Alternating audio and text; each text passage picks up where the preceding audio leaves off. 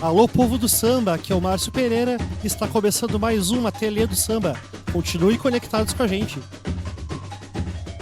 Alô, palpiteiros da folia, eu sou Lucas Boanova e faço parte do programa Ateliê do Samba. Salve, salve, povo do samba! Eu sou o Leandro Araújo e está começando mais um Ateliê do Samba. Fiquem ligadinhos que vem aí muita informação e muito palpite dos palpiteiros profissionais da alegria. Bora lá!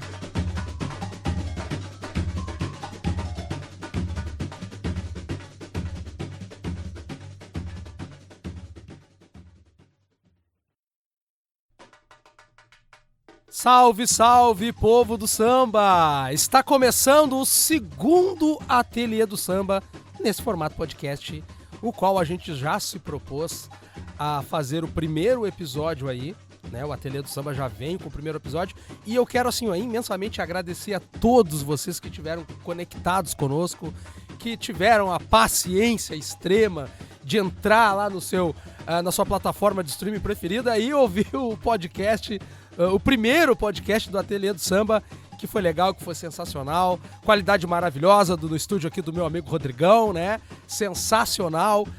A gente ficou muito feliz com o primeiro episódio que rolou aí, onde a gente trouxe algumas novidades do mundo do samba, vamos seguir trazendo aqui, né? A gente que se propôs a ficar uma vez aí no mês, mais ou menos, né? Quando a gente achar necessário, né? A gente entrar aqui e falar um pouquinho sobre aquilo que a gente gosta, que é o Carnaval do Rio de Janeiro. E a gente já tem, cara, meus amigos, a gente já tem muita coisa rolando por aí. É muita mudança nesse ano. E a gente voltou aqui, né, nessa incumbência de dar alguns palpites furados. Quero lembrar a todos, né? Quem acompanhava o Ateliê do Samba lá nas antigas sabe bem como que a gente lidava, né, com o nosso programa. Aqui ninguém é profissional de nada, ninguém traz verdades absolutas, somos todos palpiteiros. A gente é um time amante do carnaval, que gosta do carnaval, dessa arte de expressão, onde estão todos os artistas possíveis reunidos no carnaval, em todos os setores, e a gente gosta muito de contemplar isso. A gente é um time, vamos dizer assim, um tanto viciado no carnaval. Agora há pouco vinha eu e o Márcio aqui no carro conversando e lembrando assim o quanto a gente é apaixonado pelo carnaval e das coisas que a gente se propôs fazer lá atrás na antiga Rádio Carnavalizando, que foi o nosso pontapé inicial de tudo. Beleza? Aqui quem está falando é Leandro Araújo. Eu preciso me apresentar para vocês, um amante maluco do carnaval, um torcedor independente, sofredor por alguns anos, e eu vou passar a bola aqui para os meus amigos para se apresentem aqui na mesa. Vamos lá! Boa noite, salve, salve. Estamos aí novamente, o segundo Ateliê do Samba. Satisfação de estarmos aqui novamente. Agradecendo, né, como o Leandro falou, todo mundo que nos ouviu no primeiro, né, mais do que a gente esperava, né, isso é bem... Foi um sucesso bem legal, tô bem feliz até com o resultado. Bem gratificante, né, saber que tem gente que, né, que tem paciência de nos ouvir, né, então a gente espera que as pessoas continuem interagindo nas redes sociais, né, sigam o Ateliê do Samba no Instagram, no Facebook. Não se chateiem, né? Não se chateiem, procurem no YouTube, que também tem nosso canal lá, né, então eu também, Márcio Pereira aqui falando, torcedor da Mocidade, né, no Rio de Janeiro, apaixonado por carnaval desde criança, desde que me entendo por gente, né? Então estamos aí, mais um programa, mais vários assuntos, né, aparecendo no Carnaval do Rio, né, novidades como sempre, né, o Carnaval de 2025 cada vez mais próximo. Isso aí, vamos para mais um programa. Boa noite a todos que estão aqui com a gente, né, e quem estiver nos ouvindo, boa noite, bom dia, boa tarde, enfim, né? A hora que vocês quiserem ouvir. Então tá, pessoal, deixa eu me apresentar, Lucas Boanova, que tá falando aqui. Bom dia, boa tarde, boa noite, como os guris já falaram. Vai depender do horário que a pessoa vai ouvir nosso podcast. Queria começar dizendo que no primeiro episódio que a gente gravou aqui, viemos com uma chuva torrencial. Nossa, foi Hoje dia... estamos gravando esse podcast aqui à noite numa temperatura, sei lá, de 5, 6 graus. Mais ou menos por aí. É o frio do Rio Grande do Sul, né? É a temperatura do nosso Rio Grande aqui nessa época do ano. É isso. Primeiro, agradecer a todos que ouviram o nosso primeiro episódio, que foi um retorno depois de bastante tempo ausente. Estamos aqui para mais um, para falar hoje de outros assuntos, Carnaval 2025, que tem bastante movimentações, muitas novidades. E hoje nós vamos começar aqui trazendo alguns dos assuntos dos vários que virão nesse e nos demais episódios do nosso podcast. Isso aí, meu amigo Lucas. No primeiro a gente falou sobre algumas mudanças que ocorreram, né? E que estavam por vir. A gente estava esperando aí a plenária, a soberana plenária da Liesa, né? Para ver o que vinha aí de mudanças, no que ia acontecer, o que a gente podia esperar. Já temos mudanças bem drásticas. Até o Márcio falou uma frase bem pertinente, né? O povo do carnaval, né, Márcio e Lucas, não são muito adeptos a mudanças, né? Geralmente quando tem essas mudanças assim, o povo reclama um pouquinho, né? Mas aconteceram grandes mudanças pro carnaval que penso eu aqui, que acho que vão ser salutares, né? Vão ser mudanças legais. O que a gente vai começar falando aqui, que já foi mais ou menos decidido, mais ou menos não, já foi, acho que decidido, né? Em plenária, que aconteceu, se eu não me engano, numa terça-feira do dia 11 do mês de junho, é isso? Né? Estamos neste momento já adentrando o primeiro dia de julho e já ocorreu algumas mudanças aqui e uma delas é o aumento de tempo de desfile aí, né, 2025 e a volta da quarta cabine de jurados. Fora, outra coisa a mais que a gente também vai começar dentro desse assunto é a manutenção dos tripés da comissão de frente que estava perigando cair ou haver alguma mudança ou alguma coisa do gênero, né? E essas mudanças, meus amigos, essas mudanças já impactam bastante no desfile das escolas de samba, na transmissão do carnaval, enfim, né? Que a gente sabe que é a Rede Globo que tem os direitos e transmite, né? O povo do carnaval reclama tanto, né? A gente vai ver se é alguma coisa melhor aí nessa parceria, né? Sobre o comando do Gabriel Davi, isso mesmo, né? É o cara que comanda, é o pra frente, é a nova geração aí, e que está promovendo mudanças. Esse tempo nós estávamos num debate, inclusive, no grupo de samba que a gente tem, e foi meu amigo Lucas Boanova aqui que falou que, inclusive, não sabia se era ele o cara que realmente tinha determinado mudança. Então o pessoal falou, não, a plenária da Liesa é soberana, né? Mas o Lucas falou, eu não sei se a plenária não sei o que, aquela coisa toda, mas uma coisa é certa, a coisa só aconteceu porque ele estava lá, não é? Quem quer dar o pontapé inicial aí? Não, pode ser comigo, então. Márcio. A plenária, como tu falou, né? A plenária não é a beija-flor, mas é soberana. É soberana. Só que a minha opinião é que se não fosse também, né, a mudança na direção da Liesa, eu acho que influencia, tudo influencia, né? Uma direção que vem com o propósito de trazer mudanças, né? De discutir pelo menos mudanças, ela influencia que se essas mudanças realmente, né, que de fato sejam feitas, né? Então, por mais que quem defina, né, quem bata o martelo, seja plenária, através do voto de cada escola, eu acho que também a direção, né, no caso aí do Gabriel Davi, ela ajudou a influenciar nessas mudanças que a gente tem visto, né, no terceiro dia de desfiles, no aumento do tempo de cada desfile, da volta da quarta cabine.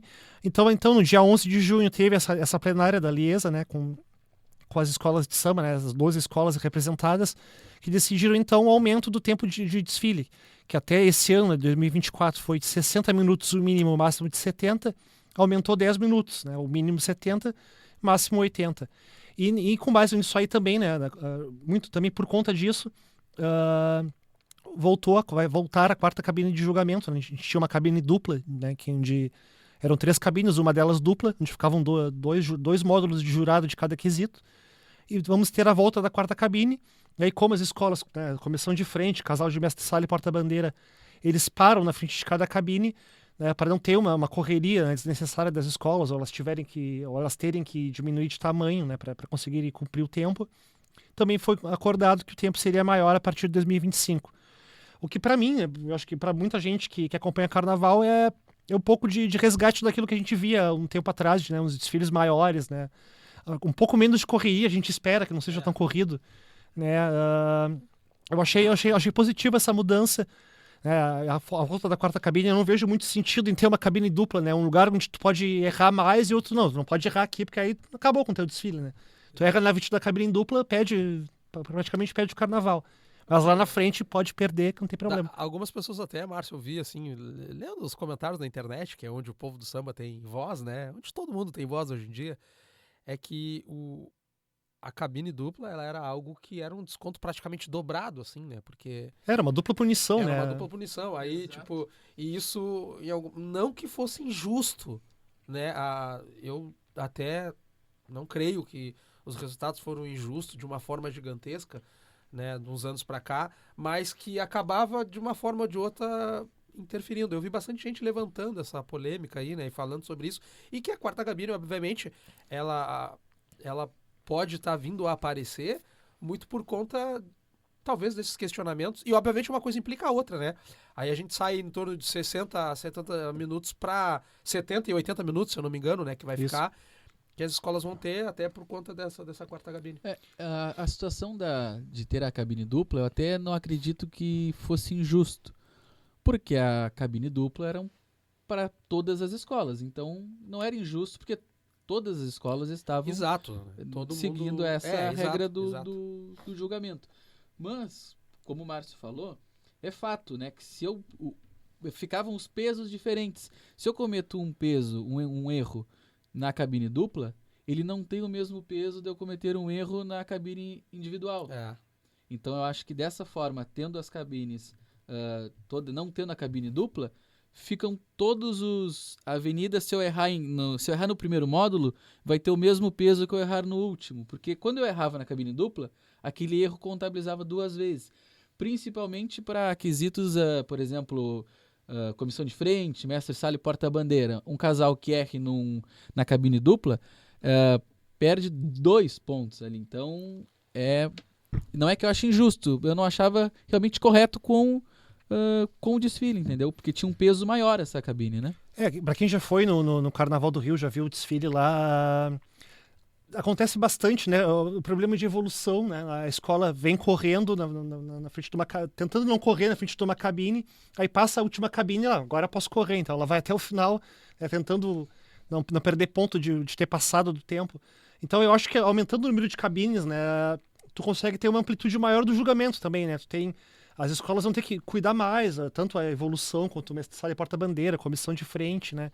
Então, como tu falou bem, não é injusto porque todas faziam, né? Todas eram julgadas da mesma forma. Mas eu acho que era injusto no conceito do julgamento. Né? Tu ser duplamente avaliado numa parte, num setor do desfile e o resto não. Né? Então, eu acho que melhora, né? A minha visão é que melhora. E claro, se viesse esse aumento de cabine sem o aumento do tempo, também seria provavelmente ruim, né? Que as escolas teriam que correr mais para conseguir cumprir o tempo de desfile. Então eu acho que veio a calhar também essa mudança, né? A gente espera que as escolas consigam contar de uma forma melhor também o enredo com um pouquinho mais de tempo ali, né? Talvez mais alas, não sei como é que elas vão se organizar, né? A gente vai ter que ver isso. Né? E também, aproveitando, né, então, o assunto, a gente teve também nessa plenária a decisão de manter, né, de continuar com o regulamento dos tripés da comissão de frente, tal qual ele era feito para esse ano de 2024. Né? A gente teve a polêmica com a Viradouro lá, né, que chegou a ter o seu título talvez um pouco ameaçado, né, com a função do número de componentes aparentes, né, na comissão de frente, do tripé, enfim, deu polêmica. Então a gente teve escolas, né, tentando ali angariar votos, né, para acabarem com os tripés ou então mudar a regra. No final das contas, pelo que a gente sabe, né, que as plenárias da Lesa são fechadas, mas a gente tem às vezes informação de bastidor, né, que a Viradouro conseguiu apoios para conseguir manter esse regulamento da forma que estava até esse ano, né. A gente tinha expectativa que talvez diminuísse alguma coisa, né, de tamanho do tripé ou, enfim, número de componentes visíveis, enfim. Mas aí a Viradouro conseguiu, então, né, conjuntamente com outras escolas, formar a maioria para manter o regulamento da forma que estava até esse ano. Então nada vai mudar, a gente vai continuar com um limite mínimo de 10 e máximo de 15 componentes na comissão de frente, os tripés liberados da forma que eles estão agora. A gente sabe que provavelmente parece que cada vez mais os tripés estão crescendo de tamanho, né? A gente está tendo um gigantismo nas escolas samba do Rio, parecido até um pouco com São Paulo. São Paulo começou com as alegorias também crescendo verticalmente, agora as escolas do Rio, os tripés estão crescendo bastante, às vezes parece que estão até tapando os abre-alas, né? Eu acho que as escolas talvez tenham pautado a discussão errada. Eles poderiam ter discutido reduzir, se rever o tamanho dos tripés, e não a exclusão deles, né? Na verdade, eu vi algumas matérias, assim, em alguns sites, assim, falando, cogitando um possível fim dos tripés muito por conta do gigantismo, né? Exato. Das complicações, e daqui a pouco algumas pessoas contestando no caso que não seria necessário, não é, na verdade, o tripé ali, ele é um complemento da comissão de frente, ele não é algo que entra, né, de fato na avaliação da comissão de frente, que não é exatamente... É que depende muito da comissão. Tem Da comissão, comissão exato. hoje que é basicamente, inclusive a coreografia é feita já em cima do sim, tripé. ele Então é um depende complemento, muito na do verdade, mas ele coreógrafo, não é né? em si o espetáculo O que já aconteceu, eu lembro até do caso da Mocidade mesmo, de ter sido descontada por falha de acabamento no tripé. no tripé, Então exato. tu traz pô, o tripé, mas aí tu traz tu tá o tripé... correndo outro risco, né? tu também, traz o tripé com falha de acabamento, tu acaba sendo descontado também no quesito.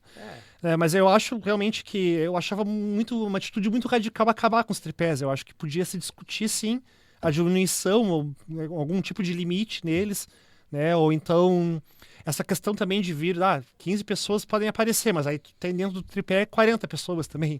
Isso aí também talvez pudesse ser discutido, né? Tem um limite de pessoas que estão ali dentro, né? Não aparecendo, enfim.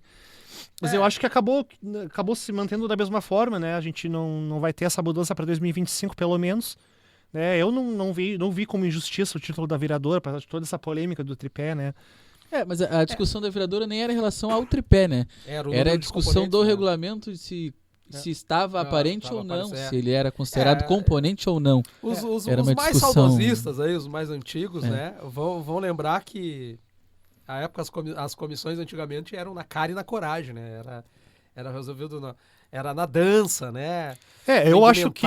enfim, não em... Eu penso que mesmo que se acabasse com os tripés, a gente não ia ver a volta das comissões como era antigamente. A gente ia ver outra inovação. Com certeza. Os coreógrafos iam inventar outra coisa. Então não ia ser a comissão como era lá. O carnaval não é tão limitado assim, né? Não ia ser não ia ser uma comissão do estilo do Fábio de Mello, da Imperatriz dos anos 90. Com certeza. Ia ser outro tipo de comissão. Até porque eu acho que hoje o público que vai a Sapucaí, principalmente, talvez não queira mais assistir aquele tipo de comissão diferente. Eu, por exemplo, concordo com a manutenção do tripé, porque eu acho que ele dá condições para que os coreógrafos consigam construir comissões mais elaboradas. Não necessariamente tu precisa ter um tripé gigantesco, mas ele te dá condições ali de tu fazer uma comissão um pouco mais elaborada, às vezes escondendo 2 componentes ali. Então eu acho que é interessante manter o tripé. O que poderia ser discutido, sim, é realmente o tamanho dele, porque muitas vezes tu vê o casal de mestre-sala e porta-bandeira, estão ali completamente escondidos atrás do tripé. Então tem algumas situações ali que eu acho que poderia ser discutido. Eu vi o pessoal comentando, a gente vê nesses bate-papos assim da internet, o povo do carnaval se movimenta muito, né? E foi falado assim, não, mas como é que isso vai ser medido, né? Tipo, o tamanho, porque se falou, parece, não posso confirmar isso, mas se conversou sobre os tamanhos, foi pauta também entre tantas outras na plenária, né? Dos tamanhos dos tripés, enfim, né?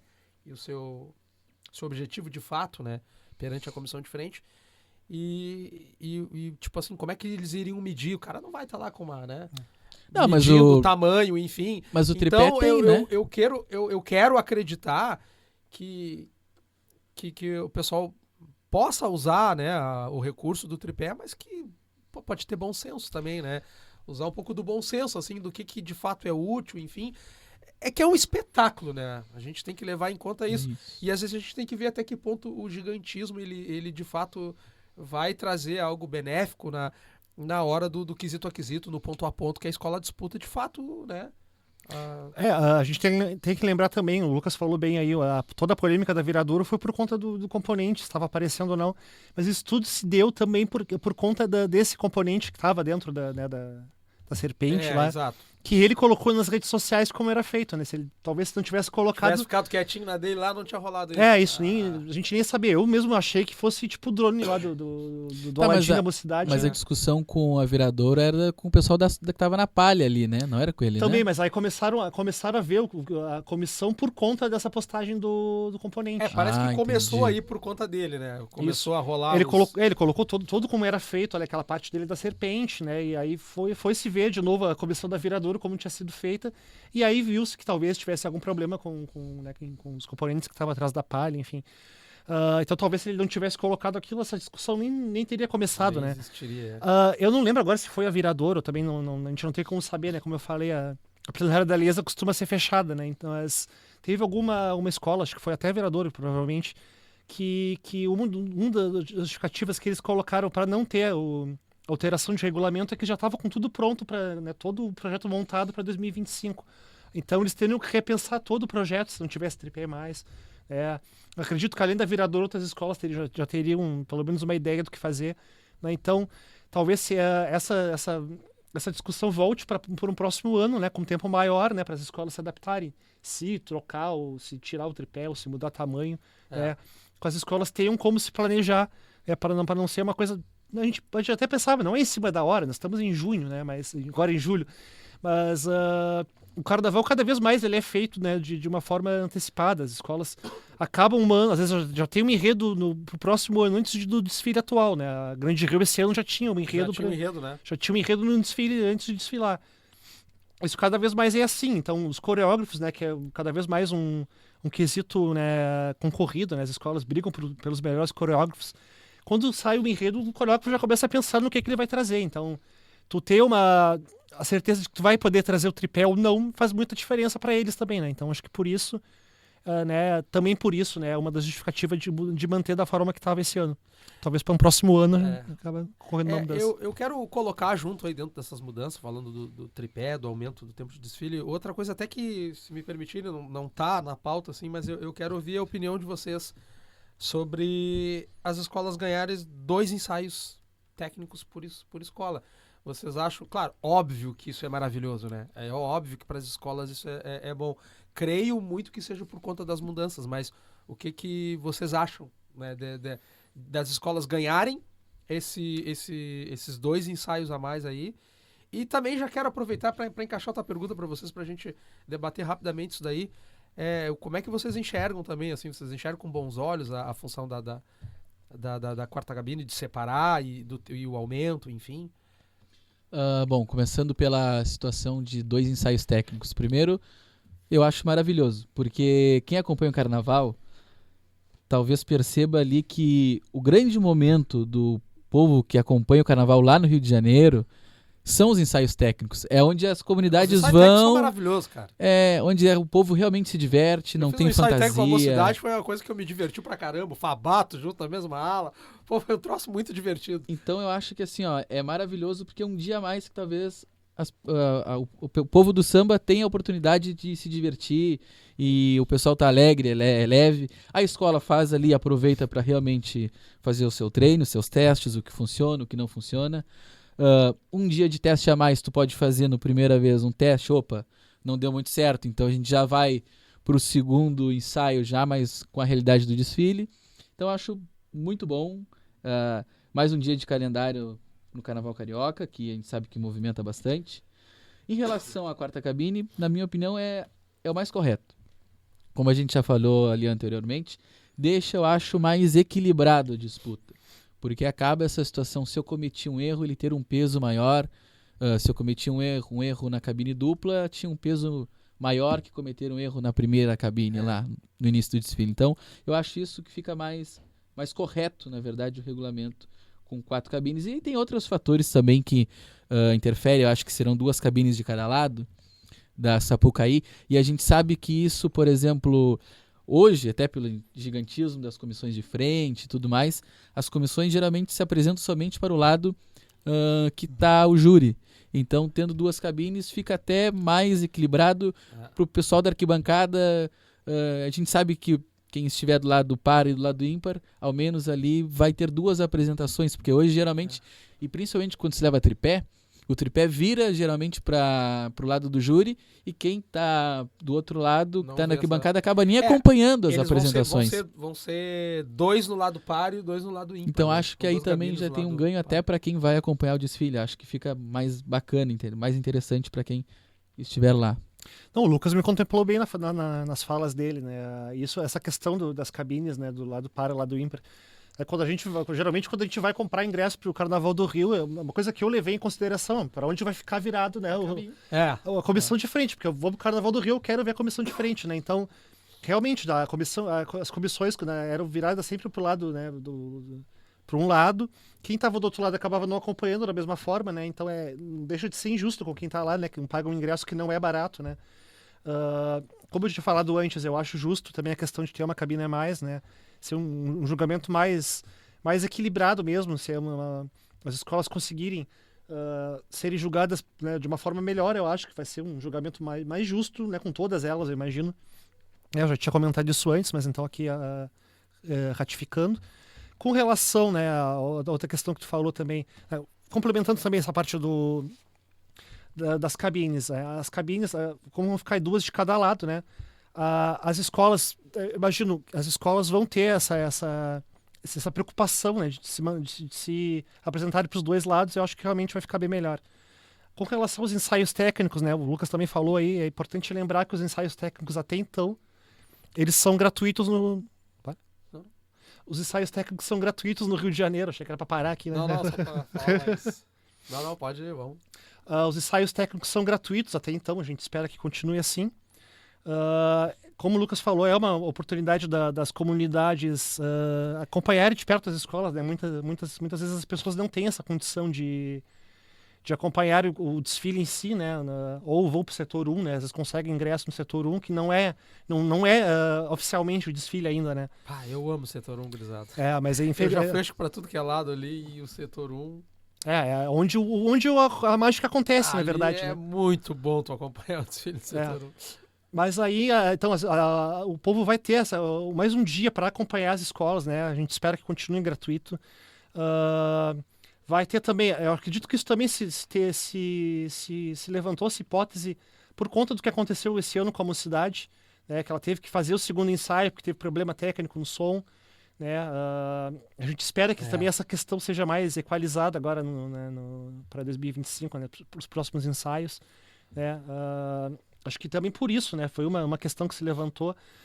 Tem também, como o Lucas falou muito bem, às vezes as escolas, quando tinha só um ensaio, a escola ia mal naquele ensaio, praticamente a moral dela pro desfile ia lá embaixo, né? Praticamente daí decretava, esse ano não vai dar pra gente, mais uma vez não vai dar, porque, né, o ensaio foi ruim. Já vi grandes ensaios não renderam muita coisa. Também, mas teve grandes exemplos, tipo, por exemplo, agora quando a Imperatriz ganhou em 2023, ela fez um ensaio técnico maravilhoso, né? Ela não era cogitada tanto como candidata ao título, né? Ela tinha acabado de voltar para o segundo ano dela no grupo especial, depois do acesso.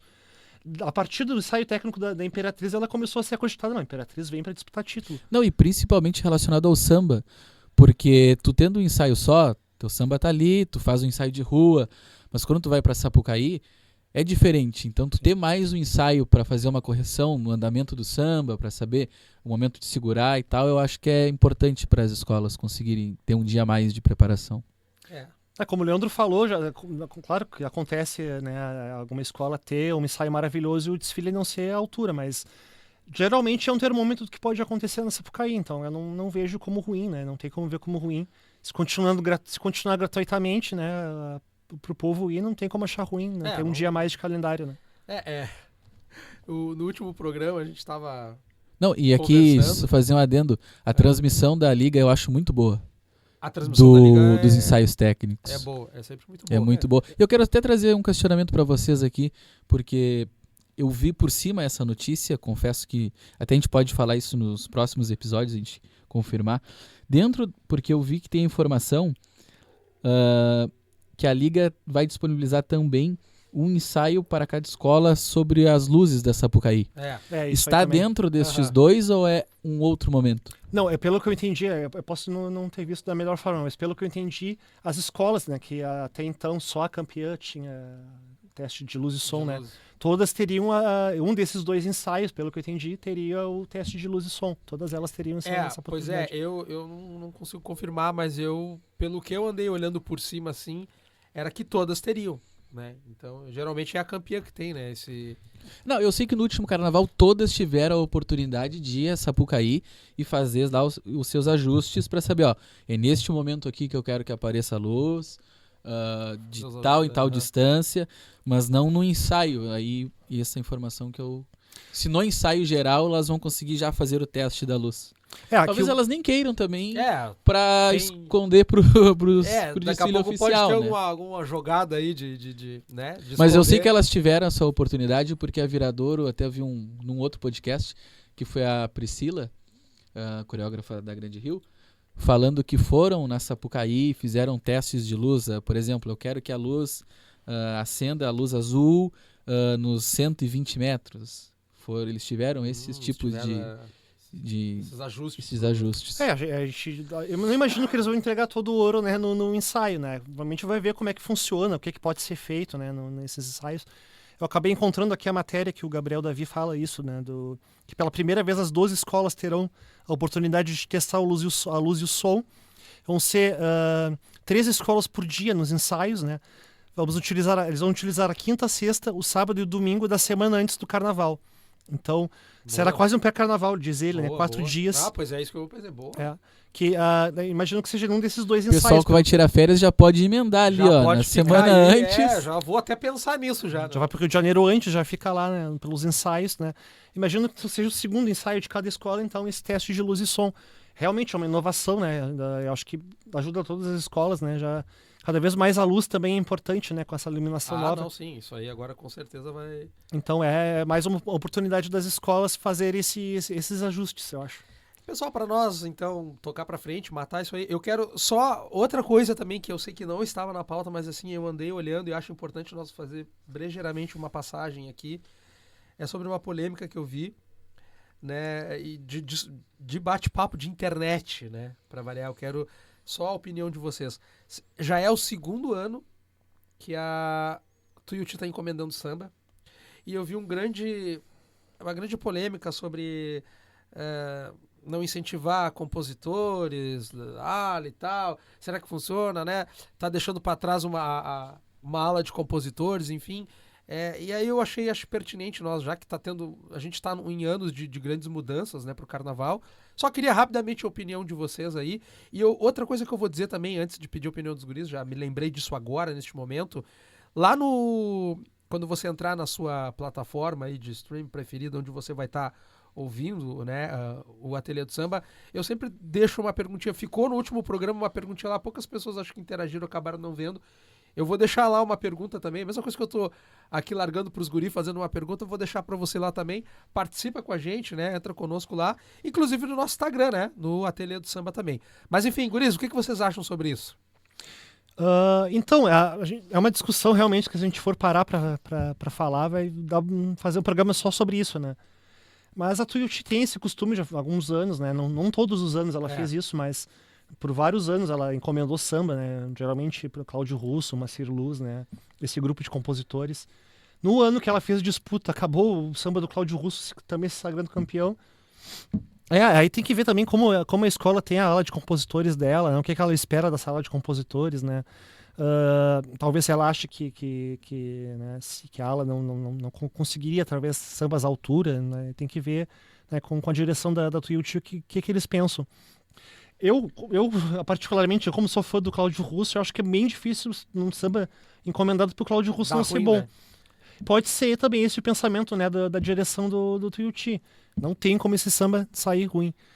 Não pode ser isso, né? Então, a Tuiuti tentando garantir quesito, né? Quando ela traz de volta o Jaque, já é com esse pensamento, né? Que o Jaque costuma ter notas muito boas em enredo, né? Os enredos dele... E o Jaque foi o que, vamos dizer que nos últimos anos aí foi o que deu mais certo, né? Também nesse casamento com a Tuiuti. Isso, ele já tem uma história com a Tuiuti, né? Conseguiu aquele resultado histórico do vice-campeonato. Que foi sensacional. E ele tem, né, na teoria, um quesito garantido, pelo menos, que é o enredo, né? Que é o forte dele.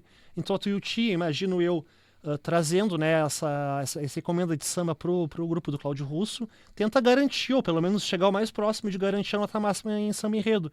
Que para uma escola que, né, por mais que a gente saiba que a Tuiuti, eu vejo ela consolidada, todo ano ela entra com aquela pecha de esse ano o Tuiuti vai brigar pra não cair. Então eu falei no primeiro episódio que a gente fez aí, né? Vamos tirar a Tuiuti do espalho, porque a Tuiuti já não tá mais nessa... Eu também tenho esse pensamento, mas a escola pode ter também pelo menos 2 quesitos, eu vou garantir aqui, né? Com certeza. Vou começar a mirar pra cima, não vou mirar lá embaixo. Por que eu perguntei isso? Justamente porque no primeiro episódio a gente falou dessa história da Tuiuti, o Márcio até pontuou, né, muito bem, que ela faz carnavais com disputa de meio da tabela pra frente, não pra baixo. Geralmente a gente tem esse pré-conceito formado de jogar a Tuiuti pra baixo. E não, a Tuiuti a gente tem que parar de fazer isso com ela, porque ela já não é mais.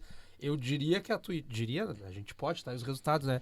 Que a Tuiuti anda fazendo carnavais até mais pertinentes que a nossa escola, né, Marcos? Que é uma escola, Sim. né, de tradição, enfim. E não que a Tuiuti não seja, obviamente, mas uma escola que tá aí há muito tempo, né? A mocidade sem cair, né? Não sem conhecer, embora... Isso. Desde 2017, pelo menos, ela tá ali, né? Exatamente. Fala, Lucas. Vamos lá. É que essa situação de samba, enredo e disputa, ou não ter disputa, é algo um pouco polêmico. Tem que até cuidar no que a gente vai falar. Porque daqui a pouco o pessoal fica bravo. Mas vamos lá, isso faz parte do jogo. Eu acho que assim... Não tem nenhum compromisso Não com é. verdade. Aqui a gente é palpiteiro e tá tudo bem. Eu acho que assim, a escola, primeiro, ela tem autonomia. Primeiro porque ela conhece a escola. Conhece a ala de compositores.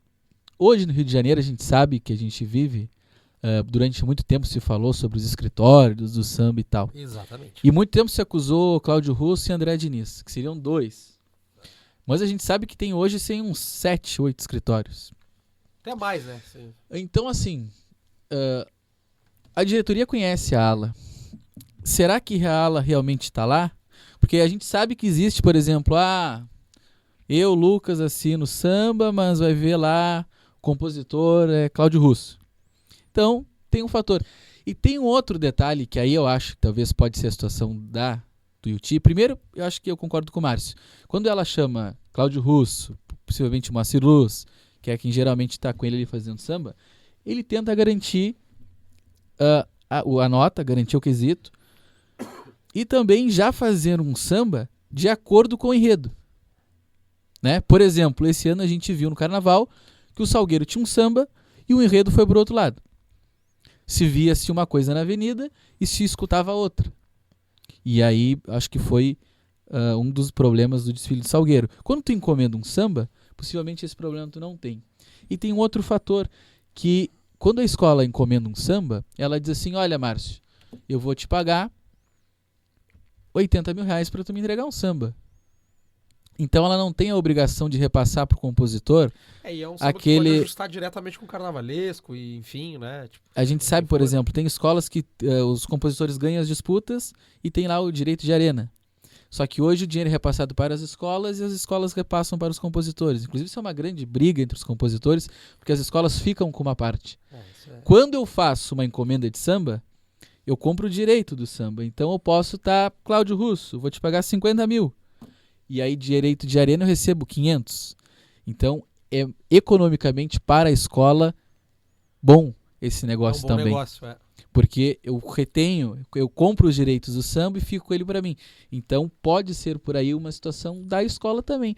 Só ela sabe a realidade que ela se encontra, inclusive financeira, pode ser esse um dos motivos. E comprar um samba do Cláudio Russo, até não sei se é do Cláudio, mas acredito que sim, se seguir o que foi os outros anos, a tendência é que seja um grande samba, porque ele é um grande compositor, a turma dele é muito como boa, tem né? sido, né? Como tem sido. É como tu falou, Lucas, às vezes a gente pensa que, né, tal compositor ganhou 10 vezes numa escola X. Esse cara é um grande compositor, aí tu vai ver quem tá por trás, tem um escritório por trás dele. Então, claro, a gente não pode julgar sem saber o que tá acontecendo no Tuiuti, né, mas talvez a escola saiba de quem é que realmente compõe, né? Quando ela fazia disputa, fulano de tal foi campeão no Tuiuti, talvez por trás dele já tinha algum outro grande compositor, né? Algum escritório que a gente chama de escritório de samba enredo. Então a escola pode pensar, olha, se eu for abrir uma disputa, vão ser os mesmos que eu vou estar encomendando que vão ganhar, ou vai ser gente que está junto com eles, enfim. Então talvez até para a escola seja mais prático já encomendar o samba. O ruim aí, que eu vejo, né? Claro, a gente tem que ver também o que dava de público nos ensaios, né? Nas disputas do Tuiuti. Mas a parte ruim pode ser ela perder, né? Aqueles finais de semana ali, né? Com casa cheia, com copa vendendo, né? Vendendo bebida, enfim. Isso é uma outra discussão. Que exato, entra em disputa de samba enredo, que hoje a pessoa que vai na quadra, quem paga o ingresso é a própria turma que fez o samba, que compra o ingresso para a torcida. Várias jogadas. Então meio, é um assunto que às vezes... Que nós ainda vamos passar por ele, provavelmente. Que a escola nem tá ganhando, porque quem pagou foi lá o pessoal do samba, então... A gente não sabe realmente como é a realidade do Tuiuti, né? Então, À primeira vista parece que é bom, né? Não tem como a gente dizer sem saber, né, a realidade, o que a diretoria tá pensando. Por exemplo, eu não vi na internet nenhum levante, por exemplo, da ala de compositores. Pode ter acontecido e eu não ter visto. Mas eu não vi ninguém brigando nos últimos anos do pessoal da Tuiuti porque encomendaram o samba. Também tem outra questão, né? Claro, a gente falou que o Tuiuti tá, né, a gente vê ali consolidado no especial, mas é uma escola que passou por muito tempo no grupo de acesso, né? Então, a escola passou por muito tempo nos grupos inferiores, não era nem um grupo de acesso. Então, uma escola, né, talvez com uma comunidade menor, a gente pode, né, agora crescendo mais tempo no especial, mas por muito tempo ela ficou com uma comunidade menor nos grupos de acesso. Então, às vezes... E a realidade é outra, né? A realidade é outra. Às vezes, para tu ter uma ala de compositores, né, ali forte, presente, não é de um dia para o outro, né? Pode passar 10 anos no especial, talvez ela não consiga ter uma ala forte, produtiva, né? Então, acho que tudo isso pode ser fatores que a escola tenha levado em conta para tomar essa decisão, né? E vai ser o primeiro samba, né? A gente vai ter em breve, acho que agora em mês de julho mesmo, sendo divulgado, que é do Tuiuti, né? Por conta dessa encomenda para a parceria do Cláudio Russo. Bom, então tá, isso aí. Era rapidamente que eu queria e acabou rendendo o assunto, porque realmente ele é um assunto polêmico, difícil de ser tocado, né? Por inúmeras questões, como a gente colocou aqui. Mas como eu vi que estava muito forte esse debate, eu não me lembro bem onde eu vi, mas eu vi que estava rolando. Eu falei, vou colocar ali rapidamente, porque isso está, quem sabe, futuramente fazendo parte da rotina das escolas, né? Ano a ano, enfim, né? Mas vai chegar o momento das disputas e com certeza nós vamos voltar nesse papo aí. Em seguida nós vamos ter episódios falando sobre isso. Mas vamos lá, vamos falar agora então aqui, outro pauta que a gente trouxe aqui para esse nosso ateliê, é sobre aí, né, já... o Gabriel Haddad e o Leonardo Bora já terem decidido, mais ou menos, já terem lançado a função do enredo aí da Grande Rio para este carnaval. Márcio, quer começar falando para nós o que a Grande Rio trouxe aí, que essa dupla de carnavalescos maravilhosos dessa nossa geração aí? Então, né, a dupla Bora Haddad, já tinham anunciado, né, acho que não lembro se até antes do desfile ou nos dias de carnaval ali, que o enredo para 2025 seria o Pará, né? No dia do desfile, o presidente anunciou nessa época aí que seria o Pará. Seria o Pará, mas aí não deram nenhum... Não exatamente com o que, mas... não deram maiores detalhes, agora a gente acabou, né, depois de alguns meses, tendo acesso a um pouco melhor do que seria esse enredo, né? Que é Pororocas Parauaras, as águas dos meus encantos nas contas dos curimbós. Né? Então, como a gente já esperava, né? Não é um enredo CEP tradicional, né? Como a gente via muito nos anos 90 e 2000, as belezas do Estado, né? Tentando trazer para o turismo. É um enredo que eu achei... A Imperatriz faz um enredo sobre o Pará bem nesse estilo de CEP mesmo, em 2013. Isso. Claro, a Beija-Flor fazia muito, às vezes, com as lendas do lugar, mas muitas escolas fizeram. A Grande Rio fez várias... A própria Grande Rio fez algumas vezes, né? Maricá, Santos, né? Mas já com esse enredo para 2025 do Pará, a Grande Rio vai para outro caminho, né? Que é uma característica da dupla, né? A proposta dela, então, é a parte da música Quatro Contas, de uma compositora, cantora do Pará chamada Dona Onete, né, que ela fundou e também organizou grupos de danças folclóricas e agremiações carnavalescas lá no Pará. Então ela aproveitou a partir dessa música para falar das entidades encantadas que vivem nas pororocas, né, que para quem não sabe, pororoca é encontro das águas do rio com as águas do mar. Então a escola, através desse enredo, ela promete mergulhar no universo do carimbó para contar a história de Mariana, Jarina e Erundina, que seriam as belas turcas, e da cabocla Jurema, que conforme escreveu a agremiação, né, na Grande Rio no anúncio, a cabocla Jurema personifica a própria floresta. E segundo a lenda, essas entidades seriam personagens que trazem proteção a quem acredita, né, nelas. A sinopse, até a gente falou no primeiro programa, da sinopse da Viradouro, que era dividida em algumas partes. A da Grande Rio também tem essa divisão em 5 partes, né? A gente não sabe se vai ser assim, se vai ser feito dessa forma, mas o enredo pode partir daí, a divisão também do enredo, né, nos setores. Isso é o machismo, né, que a gente tem. A gente pode... eu vejo ali a sinopse e consigo ver 5 partes, né, muito bem definidas ali.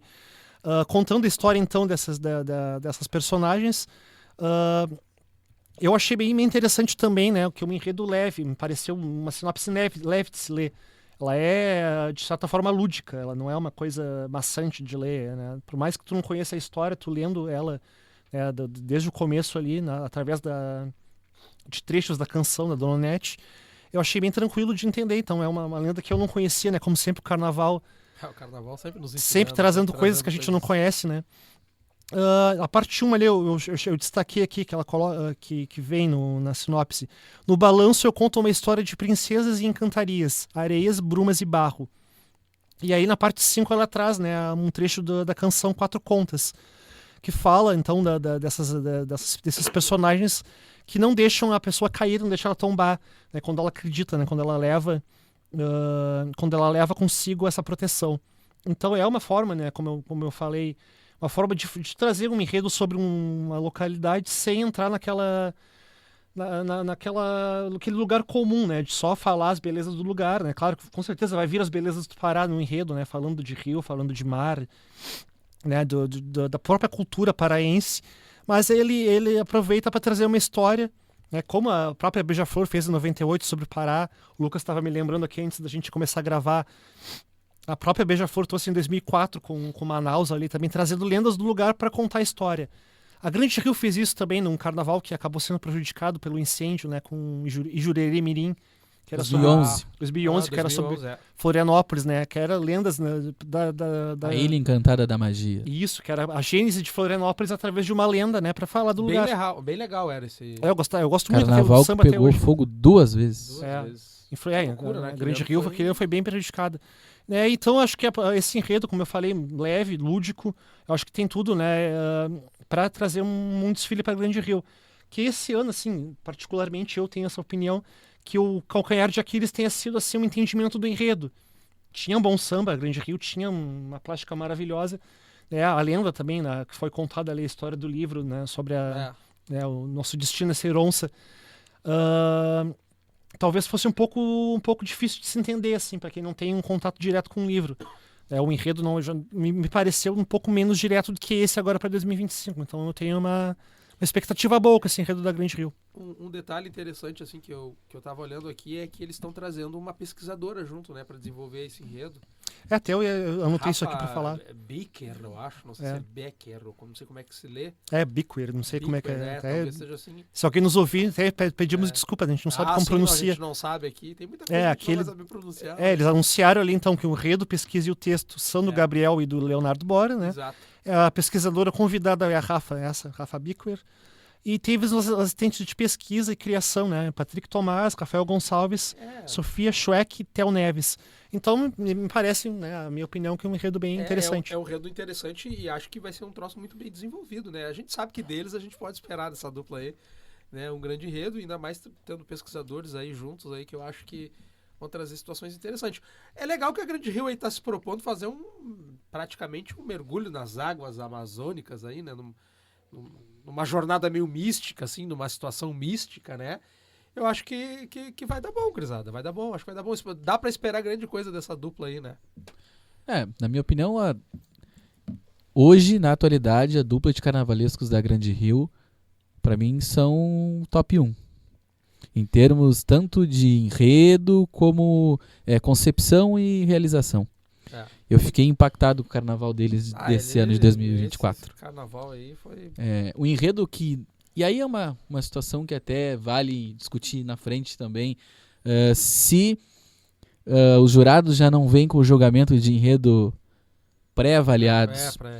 Porque por mais que se dizia muito, enredo, né? Tipo... enredo da Grande Rio, enredo difícil entendimento e tal.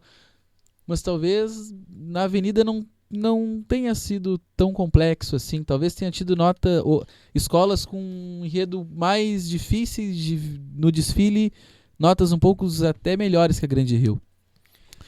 Então, assim, só tenho que esperar coisas boas desse desfile. Acredito que eles vão mais por esse lado das lendas, misticismo, para sair um pouco daquela coisa do enredo CEP.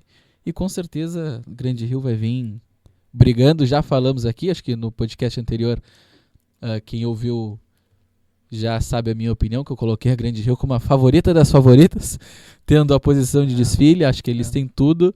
Se acertarem a mão, que não é difícil, pelo que a gente conhece dos carnavalescos. Eu acho que vem grande coisa aí. Bom, tudo para fazer um grande carnaval. Grande Rio, a gente tem que... É uma escola a se esperar hoje em dia. É uma escola a ser batida, né? Se tu quer ser campeão do carnaval. Com certeza ninguém vai dizer, olha, tem a campeã, a não ser que façam loucuras na avenida lá, Exato. faça chover, antes da última desfilar, que é A Grande Rio vai desfilar na Terça Nobre, né? Acho que ela é a penúltima antes da Portela. Isso, última antes da da Portela. Tu lembrou bem também né, sobre essa parte mística, né, mitológica do enredo. Faltou citar também que o enredo tem esse apoio do governo do estado do Pará, né? Inclusive diz que o governador vai desfilar na escola. Isso é bom. Né, claro, e realmente, né, a escola vai trazer novamente, né, o Pará para a avenida, que já teve algumas vezes, mas de formas diferentes. Mas é interessante, o Pará gosta do Carnaval do Rio de Janeiro, né? Não foram poucas vezes, né? Beija-Flor, Imperatriz e já Grande passou Rio. ali na Sapucaí umas quantas vezes o Pará. Um estado rico de cultura, né? De lendas. Então acho que tem como falar do estado várias vezes sem cair naquele lugar comum. Acho que cada escola que trouxe o Pará trouxe de uma forma uma abordagem diferente, né? A Grande Rio deve ser também, né? Pela posição de desfile, pelo enredo, tomara que pelo samba também, seja uma das grandes favoritas, né, que a gente espera para 2025. Não, e aqui no Enredo da Grande Rio, até a gente conversava antes do podcast, até se alguém estiver nos assistindo e quiser nos trazer essa informação, a gente viu na internet alguns comentários nos portais que a gente acompanha de Carnaval, que é o que o pessoal que acompanha Carnaval está acostumado a assistir, que teria um patrocínio, esse Enredo da Grande Rio. Eu vi alguma coisa do tipo. Eu não sei, não sei se tem uma confirmação sobre isso, mas eu não encontrei nenhuma confirmação. Aí, eu pesquisei também, não encontrei nada oficial, né? A gente tem essa perspectiva de que teria um patrocínio, de que teria, né, até por conta do evento que vai ocorrer agora em 2025 no Pará, é um evento ambiental. Mas é provável que se tenha e o que se diz, claro, repito, né, na informação, é o que a gente ouviu. E se não me engano aqui, posso até falar, foi acho que o Aida no Samba, no outro podcast, Samba Pod, que a Grande Rio teria firmado para receber o recurso no contrato lá, cumprir algumas cláusulas de compromisso com o meio ambiente, que isso duraria durante anos, que ela teria que... Cara, muito legal. Então eu acho que é algo que até a gente poder trazer aqui lá no futuro, porque pode ser algo realmente uma mudança drástica no Carnaval, porque a gente sabe que a questão ambiental, de reutilização de material, do que vai para a avenida do próximo ano e tal, acho que é um debate que a Grande Rio pode estar dando aí um start muito importante. Né? E ser um exemplo aí, né? Para as demais escolas aí, daqui a pouco buscando outras formas de até para atrair outros patrocínios, né? Exatamente, porque a gente sabe que hoje algumas instituições não se vinculam ao Carnaval até por esse tema do meio ambiente. Por esse detalhe. Então tá, pessoal, né? A gente deu uma pincelada aí no enredo da Grande Rio e a gente também trouxe alguma coisa aqui para falar. Vamos falar... Na verdade, eu vou ser bem sincero, eu parei para olhar de fato hoje o que a Imperatriz Leopoldinense, aqui é a escola do nosso amigo Lucas aqui, ficou de trazer e eu vou passar a bola aqui pro Márcio, que vai abrir falando, né? O Márcio que conhece sempre muito, mas eu só quero, antes do Márcio entrar falando aqui, que assim, eu sem ler, sem saber, só vendo por cima assim, ou sem ler muita coisa, eu confesso que eu fiquei meio que boiando no enredo, mas lendo assim, procurando saber algo sobre o enredo, eu achei o enredo sensacional, eu adorei. E ele parece ser algo simples e objetivo. E eu penso que Carnaval, às vezes, ele tem que ser assim, sabe? Tipo, não pode ter muita... principalmente quando tu larga lá na sinopse, lá que o carnavalesco vai largar a sinopse, até pensando no lado do compositor, no desenvolvimento do enredo, ou pra quem tá olhando, né? E eu gostei demais. E outra coisa que eu quero salientar, eu não me lembro, assim, Márcio, tu que é um cara que tem uma memória maravilhosa do Carnaval, eu não me lembro, assim, qual foi o último ou qual foi a vez que a Imperatriz fez um enredo afro, assim, nessa linha. E também, algo que é interessante de falar, foi o que o Lucas falou fora daqui do podcast também, né? Que ele é um torcedor da Imperatriz, e ele disse, não, essa troca, assim, de algo contagiante para um enredo mais denso, mais pesado, né? Vamos lá, Márcio, vamos conhecer melhor aí. Então, isso que tu comentou agora por último, né? A gente tem que lembrar também que o enredo foi escolhido antes do sorteio, então talvez a Imperatriz esperasse uma posição mais nobre, mais na segunda, na terça-feira, mais pro final da noite, né? Para trazer um enredo um pouco mais denso. Pelo que eu pesquisei, a última vez que a escola trouxe um enredo, a Imperatriz trouxe um enredo sobre Orixá, né, só sobre, né, um enredo só sobre isso, foi em 1979, que era a lenda de Oxumaré. Tempo que faz isso, minha gente. 79. Pois é, eu não consigo me lembrar da Imperatriz com o enredo. Teve alguns outros enredos que tiveram algumas pinceladas, né? Não, mas do enredo especificamente. O enredo especificamente foi em 79, né? A escola também tinha acabado de voltar do grupo de acesso. Foi o primeiro ano do Dominguinhos na Imperatriz, pra vocês terem uma ideia de quanto tempo se faz. Quanto tempo isso faz, um samba de Oxumaré, né? Eu gosto bastante do samba, inclusive. Né? Então foi a última vez que a escola trouxe como grande protagonista uma lenda afro-religiosa. Então, após quase 50 anos, ela traz esse enredo, que agora, né, pelo amor de Deus, nos desculpem, né, porque Yorubá não é fácil de se pronunciar, né? Então, vou tentar. Omitutu ao Olufon, água fresca para o senhor de Fon. Seria esse o nome do enredo da Imperatriz, ou alguma coisa parecida com isso, né? Nos perdoem-se pela pronúncia.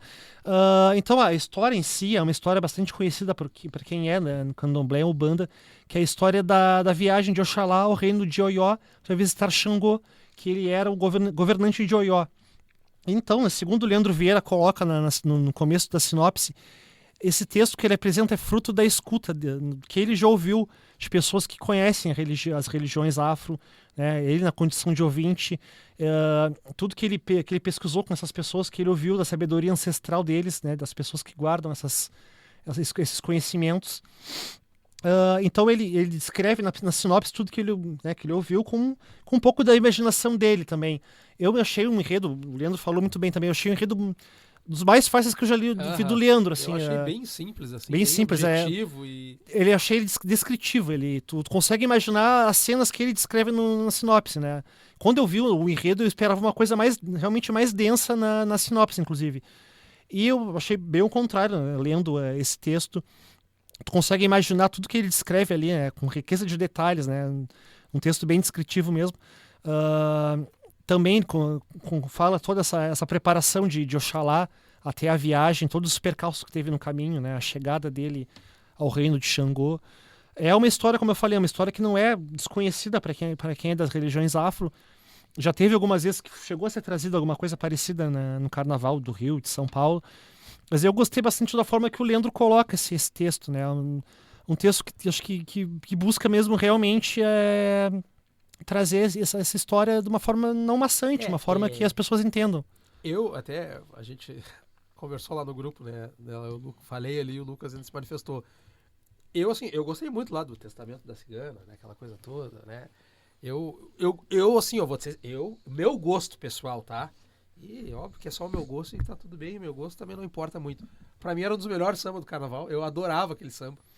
Quer dizer, pra mim o melhor. Pra mim é um dos melhores sambas que o Carnaval tem, né, em 2024. Eu acho que o desfile da Imperatriz talvez tenha sido, em termos de levantar a Sapucaí, tenha sido o grande desfile do ano. Eu acho também. E bem pra frente, assim, bem pra cima.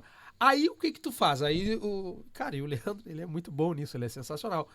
A Imperatriz praticamente ela troca, assim, ela vai numa contramão do que vinha, né, do que vinha propondo, né, e traz um carnaval em que nós aqui, né, nosso palpite, nosso achismo, né, para uma ideia que talvez seja um enredo mais denso, mais pesadão. Eu até não acho que a Imperatriz escolheu antes do sorteio. Eu acho que quando a Imperatriz escolheu esse enredo, não tava pouco se importando com a ordem de sorteio, né, pensa ser um enredo pertinente, e da cabeça daquele cara que é um gênio, a gente não pode duvidar muita coisa e também, né, esperar que não venha aqui, vai vir algo mais. Não, ele é um carnavalesco sensacional, né, então, e eu lembro disso muito pelos enredos que ele fez com a Mangueira, às vezes que tu poderia dizer, né, tipo, mas o enredo do Macri, não, né, tipo, então eu acho que eu tenho na minha ideia que pode ser tão bom quanto, se não para mais, Lucas, aqui. Mas isso é só o meu achismo, tá? Eu sei que tu tem uma outra ideia e vamos lá, quero te ouvir agora. Eu até concordo. Se tu me perguntar o enredo de 2025 com 2024, eu prefiro o enredo de 2025. Acho muito mais interessante. E se for fazer uma avaliação, por exemplo, vamos avaliar julgamento. Esse enredo de 2025... eu acho muito mais fácil o entendimento que o enredo da Cigana. O enredo da Cigana era realmente, na minha opinião, e até no pré-carnaval falava, olha, nós vamos perder um pouco de pontinho em enredo aí, porque ele era, na minha opinião, meio não bagunçado, mas ele saía muito ali da questão da cigana, por horóscopo e tal. Isso acabou na Avenida até se concretizando. Era uma coisa meio... Muita gente fosse perguntar e ia dizer que o enredo era sobre ciganos. Não era sobre ciganos, era o testamento da cigana Esmeralda. E ele acabou ficou dando muito coisa zodíaca, de signos e tal. Misticismo também, né? Então, eu acho que esse aqui, em termos de concepção de desfile, é até mais fácil. O que eu tenho visto o Leandro falar, até eu não tenho conhecimento, mas ele falou que o enredo da Imperatriz seria um Itã. E eu não sei se Itã são histórias que tem escritas ou são histórias que passam de geração para geração na forma São relatos da mitologia isso. Yorubá, acho que é uma coisa... Yorubá, né? Não tem acho que não tem isso escrito, acho que são coisas que passam de geração para geração, na forma oral. Isso, história oral. História oral. E é de lá que ele pega esse enredo. E o que ele tem dito muito, e aí eu acho até, lendo a sinopse, um enredo muito claro. Ele até, eu ouvi ele falar esses dias numa entrevista, e que parece que vai ser muito bem dividido o enredo, assim, em setores, nessa caminhada que foi de Oxalá ao Reino de Xangô, entendeu? Quando ele chega, aí depois ele vai preso, o que acaba acontecendo na a história na Terra. Pra mim, que é sensacional, assim. Por isso que eu gostei muito do enredo, né? Pra mim é de fácil leitura. leitura. Do Leandro, né? Uma fala do Leandro que eu achei interessante. Ele diz que conhecê-los é ter acesso às bases que estruturam o culto dos orixás. Então... a gente tem, o carnaval é acostumado, a gente tem bastante enredo afro, enfim, né? E até o Márcio pontuou aqui que já teve algumas situações, né, Márcio? Que passava por isso, mas o olhar dele pra esse enredo é o que me chama a atenção, assim, sabe? Eu não sou compositor, mas eu imagino que até pra compor um samba, sem dúvida. Facilita demais Com tu certeza. ter um enredo descritivo, né? Não, Um enredo exatamente, que não. tu pode pegar vários trechos da sinopse e colocar no samba, né? Descrevendo, né, da forma que foi feita a sinopse. E deixar ele bem mais... fazer com que o desfile seja mais fiel ao que tá na sinopse. E também eu acho que isso pode contribuir não ser uma coisa tão densa. Acho que o samba pode contribuir bastante porque ele se baseando na sinopse, ele pode realmente ser uma coisa, né, pode ser uma forma, ser construído de uma forma mais leve. E eu volto a falar que eu hoje, quando eu parei melhor para ver e conhecer o enredo, até um pouco difícil de pronunciar, como o Márcio falou aí, para mim, até o momento, eu posso até mudar de ideia no meio do caminho, no processo do carnaval, mas para mim é um dos melhores enredos que tem, assim, que aparece, né? Embora, a gente tenha enredos como o da Portela aí, que é sensacional, né? É uma grande homenagem, enfim, mas... Olha, eu ganhou meu coração esse enredo aí. Não, então. Eu, como torcedor da escola, tô muito feliz com o enredo. Acho enredaço. A questão se vai ganhar posição de desfile. Claro que a escola sempre quer ganhar, mas às vezes nem tudo é só título. Por exemplo, esse ano a escola ficou em segundo lugar e as pessoas amam o enredo da cigana. Foi um ano inteiro que a escola estava completamente feliz. Só porque eu escuto até hoje, até pouco tempo atrás, eu já estava escutando. E eu acho que isso é muito importante. Eu só trouxe aqui que é um enredo. Claro, como ele vai desenvolver, daqui a pouco ele vai fazer isso de forma absolutamente leve. Que a gente lendo o enredo assim, comparando com o da cigana e tendo a visão do desfile, ele parece um enredo mais denso. Pela posição de desfile, não sei como eles vão trabalhar isso, mas a Imperatriz, hoje, o pessoal que tá lá é muito competente, eu acredito que vão fazer. Até o Leandro deu uns spoilers na internet, falou que já ouviu todos os sambas e que tá muito feliz com a safra, então acho que vem aí um grande samba. É claro que é outra história, né? Mas eu lembrei um pouco, né, do enredo do próprio Leandro na Mangueira em 2017, que também foi depois de uma apoteose que foi, né, o enredo da Maria Bethânia em 16, né, que a escola ganhou no primeiro ano dele no grupo especial como carnavalesco principal.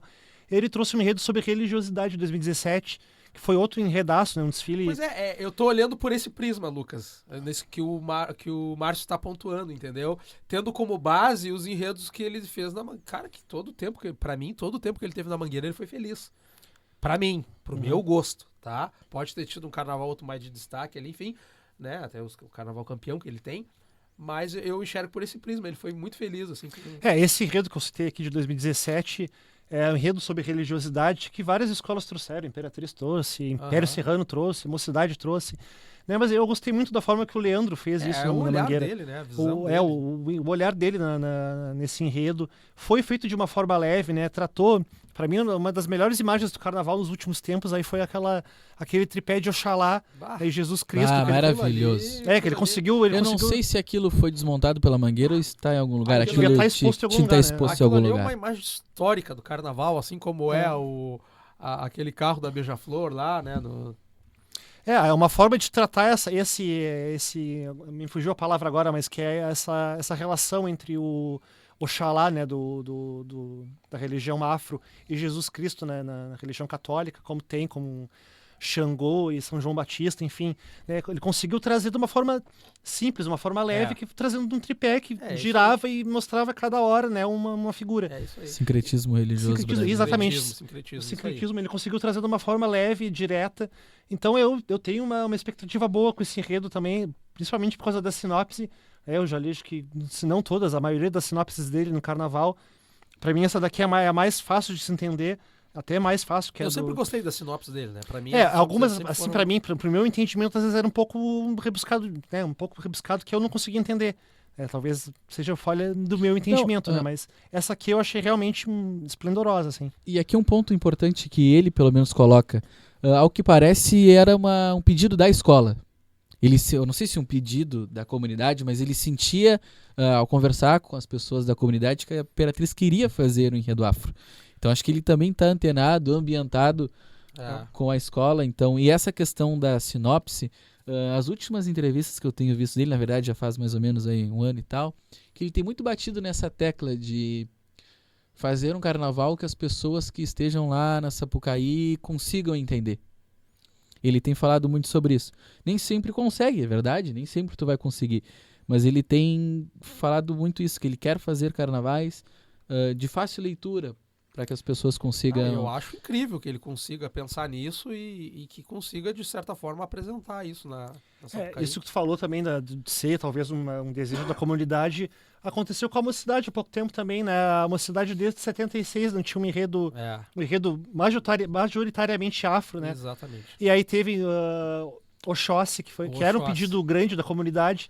Já era um pedido 2022, antigo, né, Márcio? Pedido antigo, né, que uma escola também não costumava trazer enredos nesse estilo. Sambaço. Sambaço. E aí talvez a Imperatriz também tinha essa vontade da escola, né? A gente vai falar daqui a alguns programas também no enredo da Tijuca, né? Vamos, com certeza. Também era um pedido antigo da escola. O Salgueiro também trouxe Xangô há pouco tempo, que era um pedido antigo. Acho que cada vez mais as escolas estão se voltando para as comunidades para decidir também os enredos, né? O que a escola, o que a comunidade quer apresentar, o que ela vai se sentir feliz de trazer na avenida, né? O torcedor e a comunidade feliz é garantir que tu tenha um desfile harmonioso, né? E eu, como torcedor da escola, tô confiante. Vamos brigar de novo.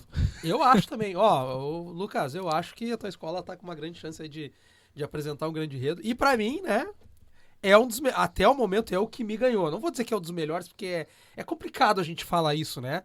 Tem tanta gente boa, tantos enredos interessantes e grandes artistas aí desenvolvendo esse carnaval, os carnavais que a gente vem vendo, enfim.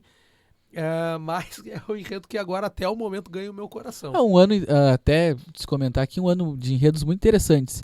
Muita gente tem criticado a questão de muito enredo ser voltado para o tema afro e tal, de religiosidade, mas se a gente for olhar, tem enredos muito bons.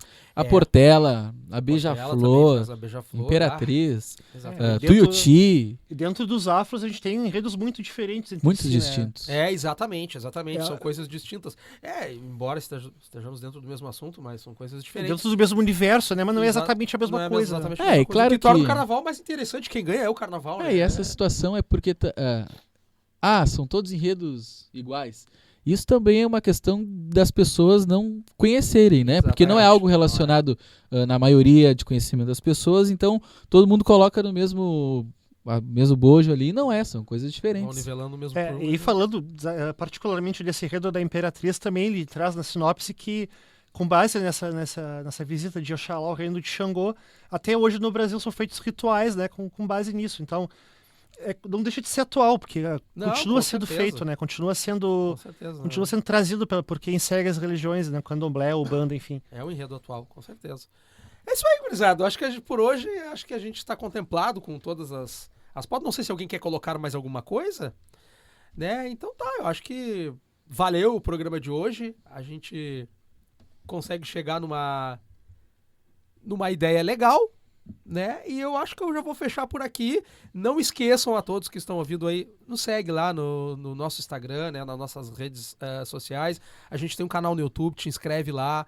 A gente tem a página do Facebook, que era da antiga Carnavalizando, é uma página que tem bastante gente lá, né, envolvida.